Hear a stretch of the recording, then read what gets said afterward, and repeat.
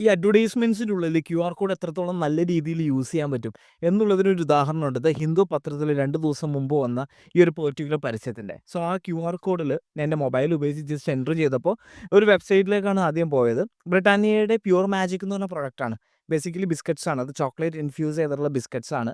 So അതുകൊണ്ട് തന്നെ pure magic എന്നുള്ളത് കൊണ്ട് തന്നെ ഹാരി പോട്ടറായിട്ട് ബന്ധപ്പെടുത്തിയിട്ടാണ് അവർ ഈ പരസ്യം അല്ലെങ്കിൽ ഒരു ക്യാമ്പയിൻ ചെയ്തേക്കണത്. അപ്പോൾ അതിൻ്റെ ഉള്ളിലുള്ള 4 ഹൗസസ് ഉണ്ടല്ലോ. ഹാരി പോട്ടർ മൂവീസ് കണ്ട ആളുകൾക്ക് അറിയാൻ പറ്റും. 4 ഹൗസ് അതിൽ വരുന്നുണ്ട്.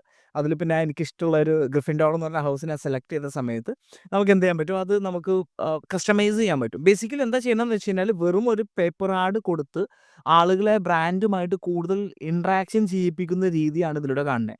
നിങ്ങൾ ഈ 2 ദിവസം മുൻപത്തെ ട്രെൻഡ് നോക്കുകയാണെങ്കിൽ, ഇന്നത്തെ ട്രെൻഡ് നോക്കുന്നുണ്ടെങ്കിൽ ജസ്റ്റ് ഈ പ്യൂർ മാജിക് എന്ന് അടിച്ച് നോക്കുമ്പോൾ അതിനോടൊപ്പം തന്നെ ഹാരി പോട്ടറിൻ്റെ അഡ്വർടൈസ്മെൻ്റ് എന്നും വരുന്നുണ്ട്.